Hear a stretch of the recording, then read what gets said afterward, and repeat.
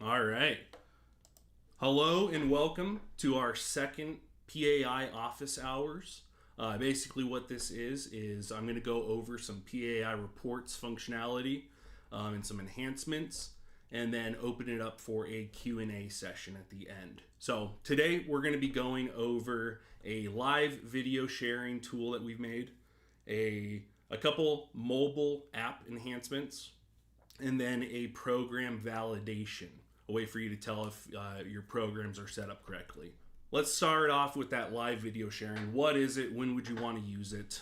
It's a tool that we actually made for our tech support. It's a way for you to share your camera with our tech support and help identify or troubleshoot what the issue might actually be.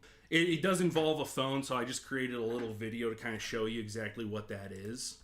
So once you call into tech support and we both agree that we're going to share this video, our tech support's going to type in your phone number, and they're going to send you a text with a link that you can use to join this live video session. And I'll show you what that text looks like here shortly. So that text looks like this. It's a PAI technician requesting a video session, and it does have a link in there. Once you click that link, it's going to bring you to PAI Reports, and it's going to ask you to grant us access to your camera. So once you allow us access to your camera, well, I guess one thing that I should point out real quick is there is no need for a PAI Reports login to use this tool. So if you have a tech out in the field or a merchant out in the field and they don't have a login, they can still use this tool with our tech support. So once we allow access to the camera, the drop down will pull up here and we'll be able to select from a list of cameras. Now, unfortunately, or fortunately, however you want to look at it, phones are getting really complicated. And so on my iPhone here, I have 7 different camera choices that I can select from. And you can see, like, I have front facing camera, I have a bunch of back facing cameras. Well, which one should you use? If you're on an iPhone, I would always just suggest using this back triple camera. If you're on an Android phone, I'm not an Android user, but from what I understand is it just says like camera 1, camera 2, camera 3, and etc. So it might take you a few tries to find what camera you should be using. So once I go ahead and select this triple back camera, it'll instantly start sharing that camera feed with our tech support. Another thing I want to point out is there's this refresh cameras button. If you allowed access to the cameras and they're not popping up in this drop down, hit that refresh cameras button and they should pop up after that. But once I've selected, start sharing what I'm pointing it at, and so you can see I'm pointing it at a dispenser right now. And so this is what our tech support would actually see. And you know, I'm walking the merchant through. Show me if there's a blinking green light on the side of that dispenser. Yep, it looks like there is power to it, or whatever we're troubleshooting. We can kind of see it firsthand. Another thing I want to point out is when you're sharing this camera feed with us, at any point, if you want to end that, just hit that disconnect button and it will end the video session with us, and it'll just bring them back to the login page for PAI Reports. So that's a tool that we kind of made to kind of give a little bit of power to our tech support to help diagnose what an issue can be. One example of when it became useful, we had a new guy who just purchased his first ATM. It's a used ATM. The tech support was walking them through how to load paper, and they were pushing the paper through, the rollers were picking it up, but it was never coming out of that front bezel of the machine. And so they did this live video share, and they were actually able to identify that the printer was not lined up with the bezel. They were able to walk him through how to actually get that fixed. So it's a really useful tool. Good for our tech support to have that in their arsenal. Let's move on to a few mobile enhancements. And a lot of these mobile app enhancements that we've come out with, actually things that I've heard our market partners ask for. So I'll go ahead and hit play on this again. And I'm just going to go to the transaction log report. And the functionality I'm talking about that we added here is actually landscape mode. You can put your phone in landscape mode and the app will actually utilize that. And when you're on like a real-time report where there's a lot of side scrolling that you have to do. Putting it in landscape, you can see a lot more of these rows here or columns here, and it's a better view. So that's now supported in our app. So you can see I'm just kind of showing off that, yep, it does work. And then I'll show you kind of some other navigation that we've added to the website. So we've added a kind of 3 different swipe navigation tools. And what I mean by swipe navigation is you can pull the screen side to side if you want to go back a page or forward a page, or you can pull it down to refresh. So you can see here, I'm going to pull the page all the way down and it's going to refresh this page. And then also I can pull the left-hand side of the screen over to the right to go back a page. And then I can do the kind of opposite of that to go forward a page. And so that's kind of some quality of life changes that we've added to the app. Last things that we're going to talk about here is our program validation. What is program validation? I'll show you here. Let me just switch this, put that there. So program validation, what is it? Program validation is a way for you to tell if you have a machine that's enrolled in a program, but there might be an error at the machine, or maybe it hasn't communicated with us in a while, and it just tells you that, hey, this program's not currently working. So in this My Action Items section, we've added this program validation. I can see that there's 6 machines that are popping up. What programs are those, or what terminals are those? I can click into that and I can see I have 5 that are failing right now in MasterCard Cash Pickup, and then I have 1 that's failing in ERMS. Well, why are they failing? Well, we can click View Terminals, and that actually brings us to our program validation kind of report here.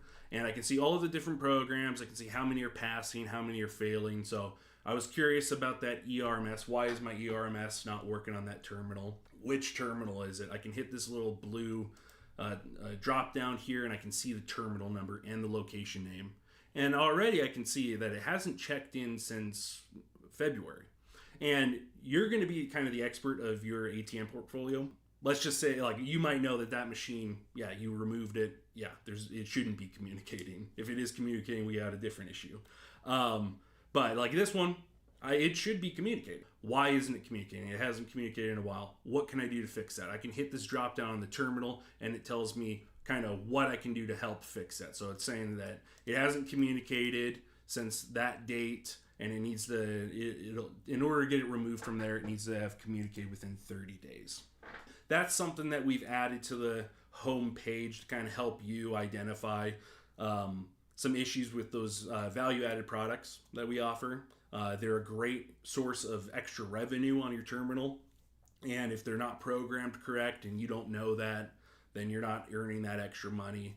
It's kind of a waste of time. So now, if you wanted, like, let's say this or this MasterCard Cash Pickup, I don't want anything in that program anymore. I can identify which terminals. I guess I should have showed that before, but I can identify all of these terminals, and then I can go to our program opt-out wizard, and I can start disenrolling those terminals because I no longer want them in that program. That's kind of some stuff that we've added recently to PAI Reports.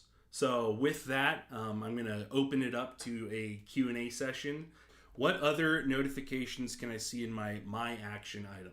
In this gear, we have a whole list of items that could pop up. And so we have Regi chargebacks, EMV chargebacks, we have call tickets, workflows, wizards, scheduled reports. Scheduled reports, like if you had a scheduled report and it's getting close or it has reached the kind of expiration date of that scheduled report, you can get that notification on there. Inactive terminals, that's another one that's pretty handy to actually see in there. If you have a terminal that hasn't processed a transaction or communicated to us in 13 months, we label that as a inactive terminal. And if you click that inactive terminal, it brings you to a report. You can easily close those out and keep your ATM portfolio clear and up to date. Low cash terminals, dark terminals. Dark terminal is a terminal that we haven't seen communicate in, I believe, 24 hours. If I add that, we might be able to see some pop up. Nope. So on our test user, all of our ATMs are communicating, but that dark terminal is a way for you to kind of preemptively see a machine that maybe has gone down and you haven't received a call from the merchant. EMV fallbacks, and then that program validation. Now we're going to be adding a lot more tools to this. This my action items. Anything that is kind of actionable or an indication of portfolio health, it's a good place for you to start looking. Show how to add widget for my action items. Then how to edit the my action items. I can show how to add it, but I just went over. This is that delay kicking in here. So if I delete my action items, I should be able to search for my action items again. So again, I went to this add button, and then I can either search or I can scroll through this list and actually find underneath miscellaneous this my action items widget. If I hit that plus, you can see it pulls up there. And if I don't like how this is ordered at any point in time, I can hit this unlock button and kind of drag and drop these widgets around. If I really liked that in that second spot, then I can put it there. Or if I don't like seeing this message board, which I don't know why you wouldn't like seeing it, but if you didn't, you could drag that down, or it's very customizable. So I'll go ahead and relock that. Now our my action items is back here. Now these ones that are in kind of a beta stage, we have them turned off by default. So like that program validation, I need to go ahead and re-enable that.